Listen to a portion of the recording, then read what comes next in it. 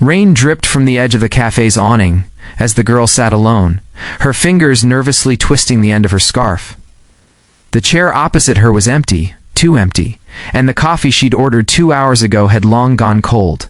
People passed by the window, some holding hands, some laughing, but none noticing the girl inside who had just been told she wasn't worth being loved. Her name was Aisha, and tonight was supposed to be the night her life changed.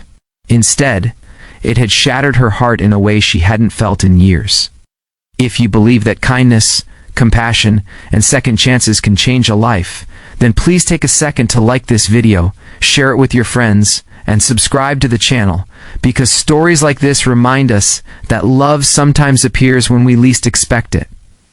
Aisha had always been different from the women people admired on social media. She wasn't thin or trendy, and she didn't fit into dresses easily found at boutiques.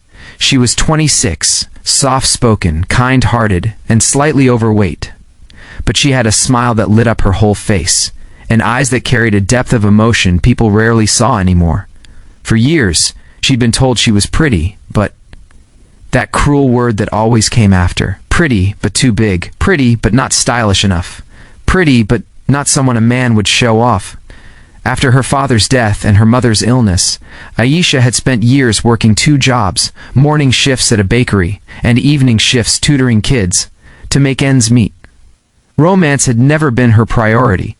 But when her mother encouraged her to start living again, she reluctantly agreed to meet someone through a friend.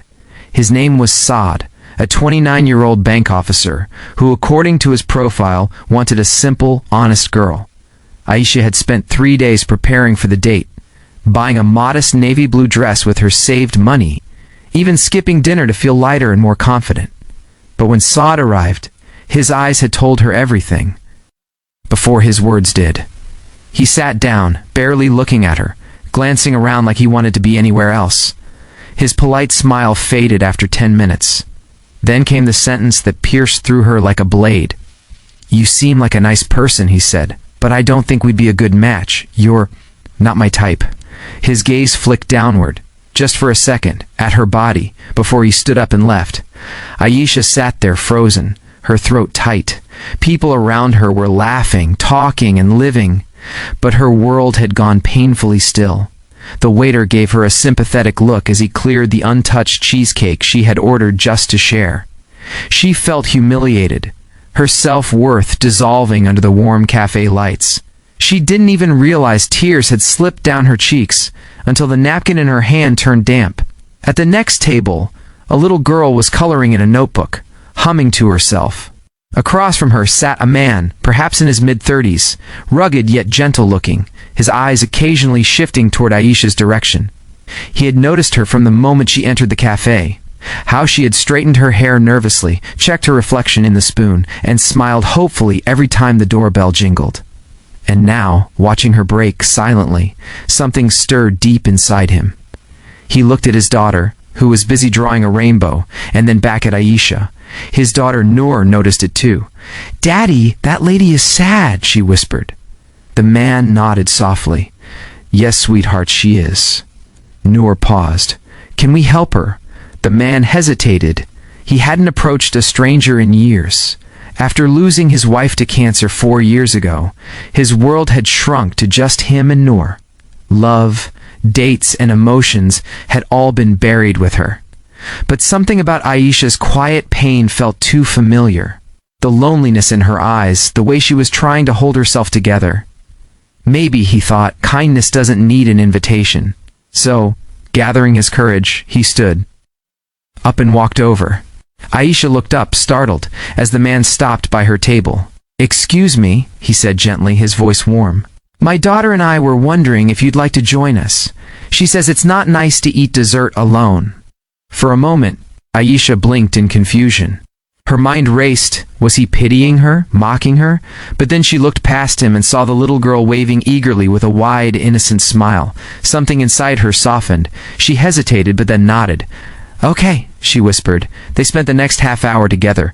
Noor proudly showed her drawings, wobbly flowers, smiling suns, and a big rainbow with 3 stick figures underneath it.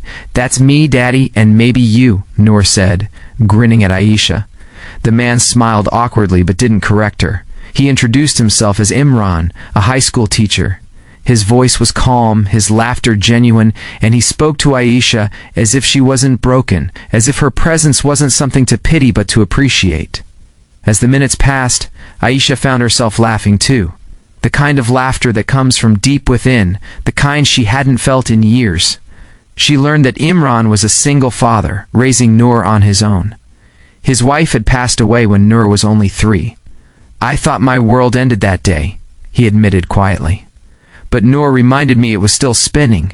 There was something about his honesty that disarmed Aisha completely.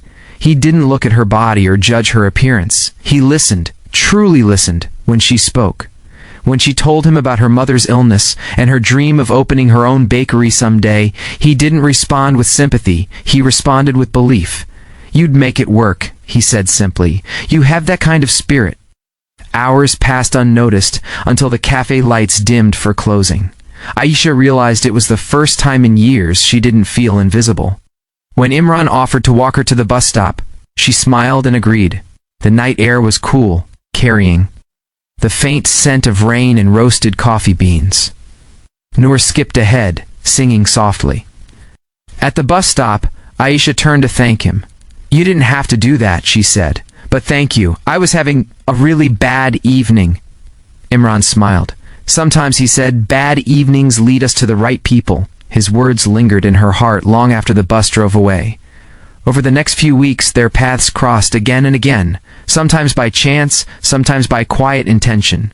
Imran began stopping by the bakery where Aisha worked, saying Noor insisted on getting cupcakes from her. They started talking more, sharing bits of their lives. Slowly, what began as kindness turned into friendship. Aisha began tutoring Noor in English, and Imran, in return, helped her prepare for her business exams. But even as her feelings deepened, Aisha fought against them. "Why would he ever choose someone like me?" she would whisper to herself at night. The echoes of rejection still haunted her, telling her she was never enough. One rainy afternoon, Aisha was rushing to close the bakery when she saw Imran standing outside, drenched but smiling, holding a small box. "You forgot your umbrella," he said. She laughed, surprised. "You came all the way just for that?" He nodded. "Actually," he said, opening the box, "I also came for this." Inside was a cupcake, the same kind she had baked on their first meeting, but with one small difference. It had a little sugar heart on top. "Noor helped me decorate it," he said softly. "She said this should be for someone who makes her dad smile again." Aisha's eyes filled with tears before she could stop them. "Imran," she whispered, her voice trembling. He stepped closer. "Aisha, I know what it feels like to think you're not enough, but you are more than enough. You're strong, you're kind, and you've brought light into my daughters and my life again. I don't care what the world says about beauty. I just know that when I see you, I see peace." She broke down then, not from sadness, but from the overwhelming warmth of being truly seen, not for what she looked like, but for who she was. Weeks later, as autumn settled in, the three of them sat in that same cafe again.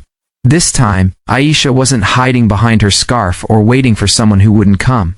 She was laughing, her eyes bright, as Noor proudly declared, "Now we're a family." People around smiled without even knowing the story behind that table.